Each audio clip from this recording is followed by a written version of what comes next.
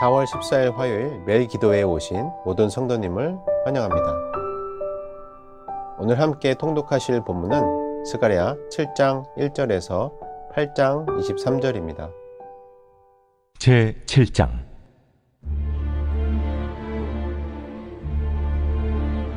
다리오 왕 제4년 9째 달 곧 기슬레월 4일에 여호와의 말씀이 스가랴에게 임하니라. 그때에 베델 사람이 사레살과 레겜멜렉과 그의 부하들을 보내어 여호와께 은혜를 구하고 만군의 여호와의 전에 있는 제사장들과 선지자들에게 물어 이르되, 내가 여러 해 동안 행한 대로 5월 중에 울며 근신하리이까? 만군의 여호와의 말씀이 내게 임하여 이르시되, 온 땅의 백성과 제사장들에게 이르라. 너희가 70년 동안 5째 달과 7째 달에 금식하고 애통하였거니와 그 금식이 나를 위하여 한 것이냐? 너희가 먹고 마실 때 그것은 너희를 위하여 먹고 너희를 위하여 마시는 것이 아니냐? 예루살렘과 사면 성읍에 백성이 평온히 거주하며 남방과 평온에 사람이 거주할 때 여호와가 옛 선지자들을 통하여 외친 말씀이 있지 않으냐? 하시니라.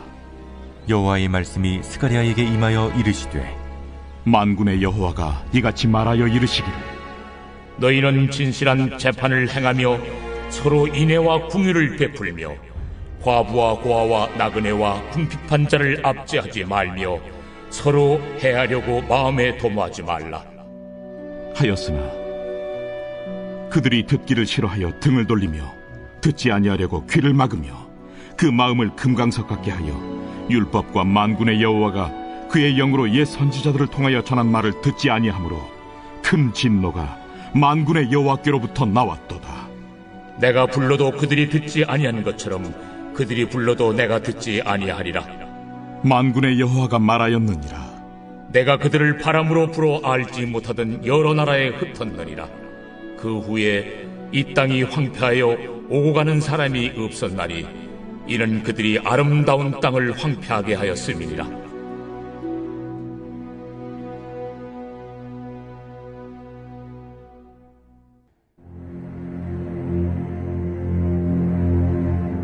만군의 여호와의 말씀이 임하여 이르시되, 만군의 여호와가 이같이 말하노라.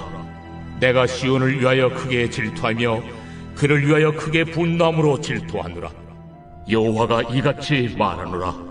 내가 시온에 돌아와 예루살렘 가운데에 거하리니 예루살렘은 진리의 성읍이라 일컫겠고 만군의 여호와의 사는 성산이라 일컫게 되리라. 만군의 여호와가 이같이 말하노라. 예루살렘 길거리에 늙은 남자들과 늙은 여자들이 다시 앉을 것이라. 다 나이가 많으므로 저마다 손에 지팡이를 잡을 것이요 그 성읍거리에 소년과 소녀들이 가득하여 거기에서 뛰놀리라. 만군의 여호와가 이같이 말하노라. 이 일이 그날에 남은 백성의 눈에는 기이하려니와 내 눈에야 어찌 기이하겠느냐? 만군의 여호와의 말이니라. 만군의 여호와가 이같이 말하노라. 보라, 내가 내 백성을 해가 뜨는 땅과 해가 지는 땅에서부터 구원하여 내고 인도하여다가 예루살렘 가운데에 거주하게 하리니 그들은 내 백성이 되고 나는 진리와 공의로 그들의 하나님이 되리라. 만군의 여호와가 이같이 말하노라. 만군의 여호와의 집 곧 성전을 건축하려고 그 지대를 쌓던 날에 있었던 선지자들의 입의 말을 이날에 듣는 너희는 손을 견고히 할지어다.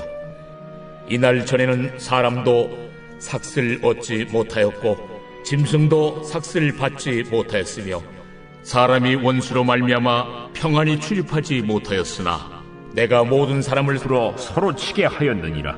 만군의 여호와의 말씀이니라. 이제는 내가 이 남은 백성을 대하기를 옛날과 같이 아니할 것인즉 곧 평강의 씨앗을 얻을 것이라. 포도나무가 열매를 맺으며 땅이 산물을 내며 하늘은 이슬을 내리니 내가 이 남은 백성으로 이 모든 것을 누리게 하리라.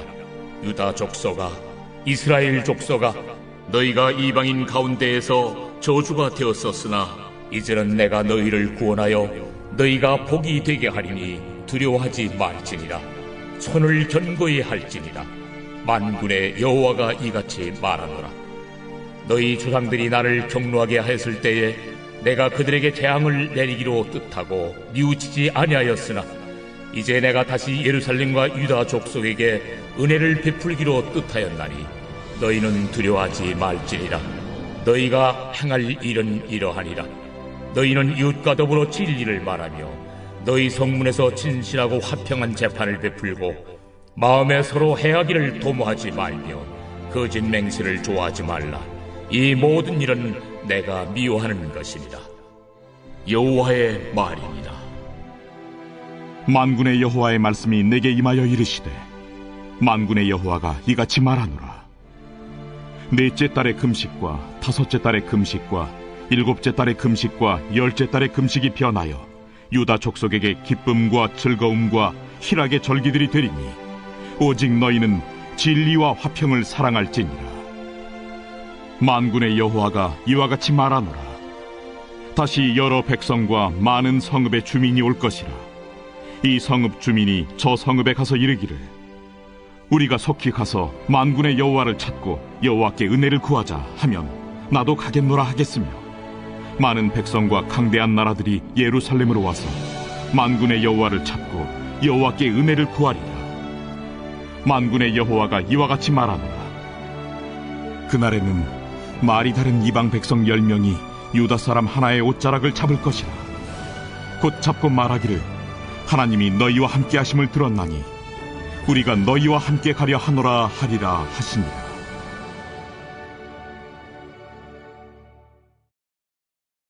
안녕하세요. 저는 미디어 교회와 미디어 팀을 섬기고 있는 박의성 전도사입니다. 오늘 말씀에서 이스라엘 백성은 고난 중에 있지만 그 고난에서 벗어나 희망을 바라보고 있습니다. 우리도 비슷한 상황에 처해 있는 것 같습니다. 코로나19로 인해 고난 중에 있지만 언젠가 이 어려움의 끝이 있으리라는 믿음과 소망을 갖고 있습니다. 오늘 이 말씀을 통해 하나님의 마음을 잘 깨닫고 실천할 수 있기를 소망합니다. 말씀의 배경을 살펴보면 이스라엘 백성은 남유다 왕국이 바벨론에 의해 멸망하고 포로로 잡혀갔던 과거를 갖고 있습니다. 그때 예루살렘 성전도 무너져서 낙심하며 소망 없이 끌려갔습니다. 시간이 지나 포로에서 풀려나고 예루살렘 성전이 있는 팔레스타인 지역으로 돌아올 수 있었는데요. 그들은 먼저 성전을 짓습니다.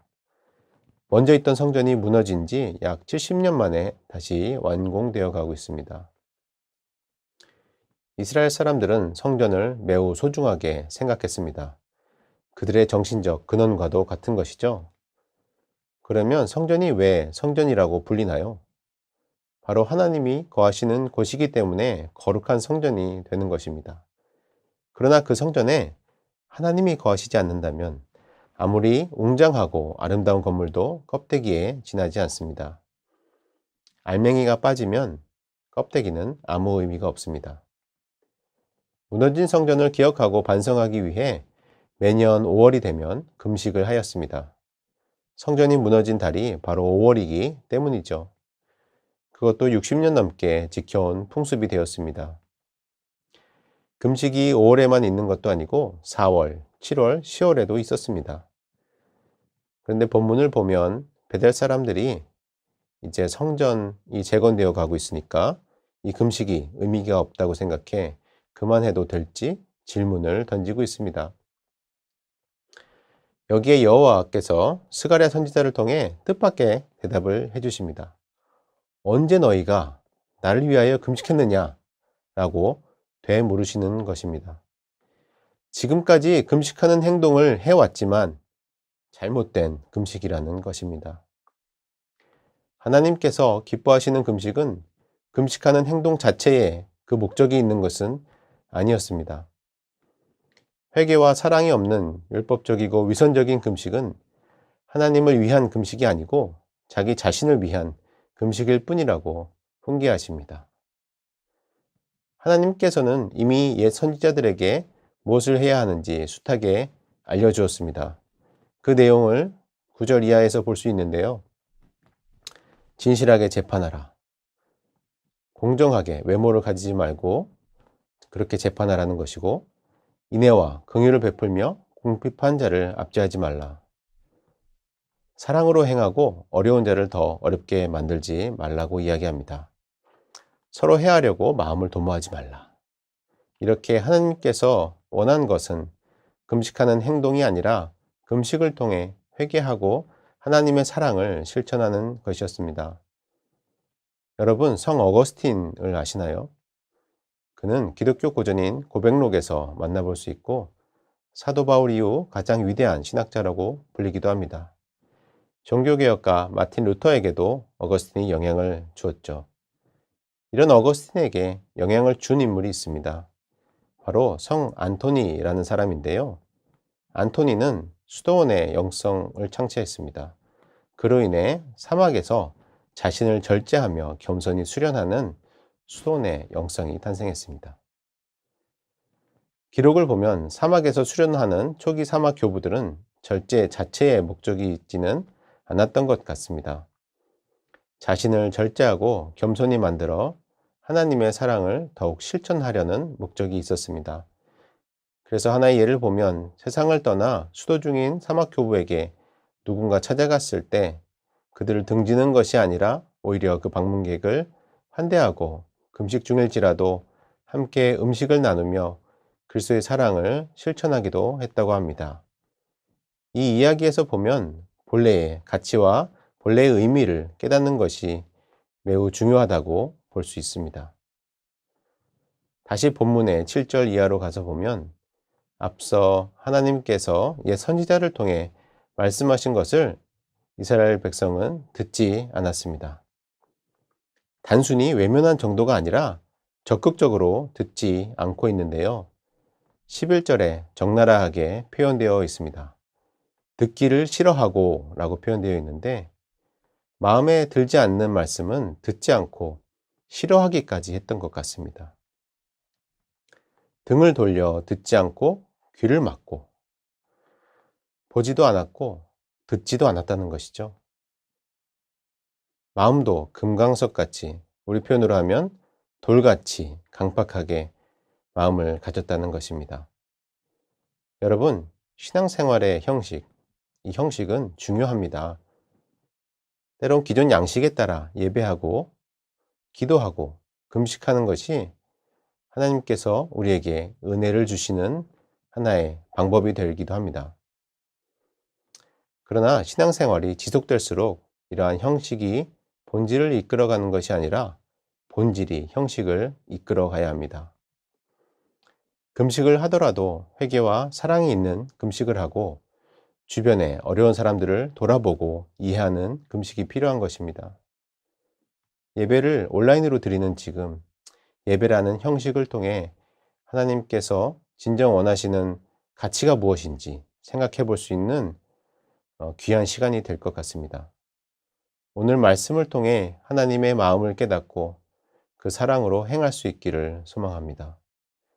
하나님께서 기뻐하시는 금식, 기뻐하시는 예배자, 기뻐하시는 삶이 되기를 소망합니다. 함께 기도하시겠습니다. 사랑이 많으신 하나님, 은혜를 감사합니다. 우리가 주님의 뜻을 알지 못하고 거스를 때라도 우리를 끊임없이 기다려 주시고 말씀하여 주시니 감사합니다.